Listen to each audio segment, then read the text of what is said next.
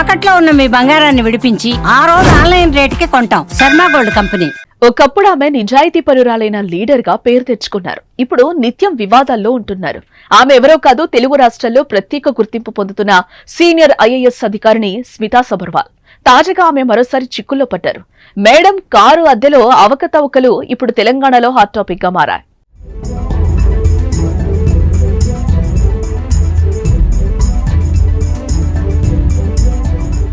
2001లో trainee collector గా IAS విధుల్లో చేరిన స్మితా సబర్వాల్ తన పనితీరుతో ప్రత్యేక గుర్తింపును పొందారు.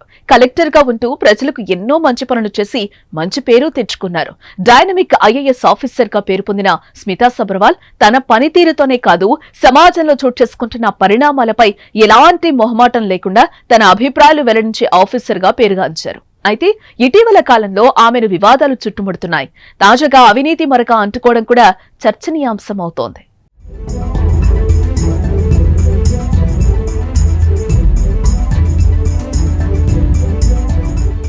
స్మితా సబర్వాల్ కేసీఆర్ సీఎంగా ఉన్న సమయంలో సీఎంఓలో కీలకంగా పనిచేశారు. కేసీఆర్ ఆమెకు నీటిపారుదల ప్రాజెక్టులు వంటి శాఖల్ని అప్పగించారు.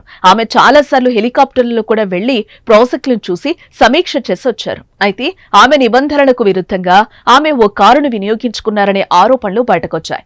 2016 అక్టోబర్ నుంచి 2024 మార్చి వరకు అధికారినిగా ఓ వాహనం వినియోగించుకున్నారు.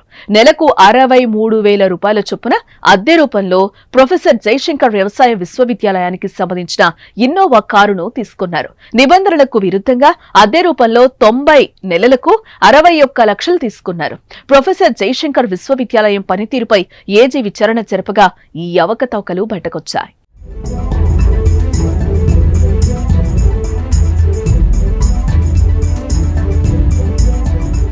స్మితా సబర్వాల్ కార్యాలయం నుంచి బిల్లులు జయశంకర్ యూనివర్సిటీకి వెళ్లవే మంజూరు చేసేవారు.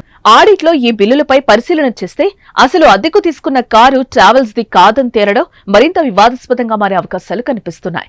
కనీసం ట్యాక్స్ కట్టేది కాదని తేలిందే. పవన్ కుమార్ అనే వ్యక్తికి చెందిన వాహనంగా తెలుస్తోంది.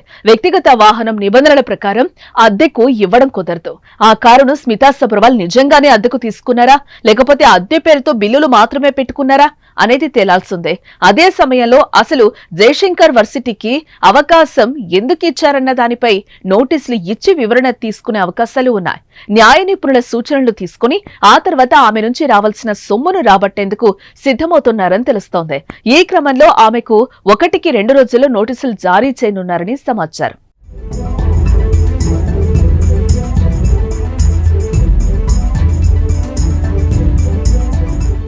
కేసీఆర్ ప్రభుత్వ హయాంలో అంతా తానే అధికారం చెలాయించిన స్మితా సబర్వాల్ కు కాంగ్రెస్ ప్రభుత్వంలో నాటి వైభోగం లేదనే చెప్పాలి.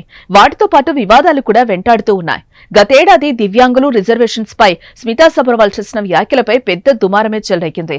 ఐఏఎస్, ఐపీఎస్, ఐఎఫ్ఓఎస్ వంటి అత్యున్నత సర్వీసుల్లో వికలాంగుల కోట ఎందుకు ఉండాలంటూ స్మిత తన అభిప్రాయాన్ని వ్యక్తం చేయడంపై నిరసనలు వెల్లువెత్తాయి. తీవ్ర విమర్శలు పాలయ్యారు. ఇప్పుడు కారు అద్దె వ్యవహారంతో మరింత చిక్కుల్లో పడ్డారు.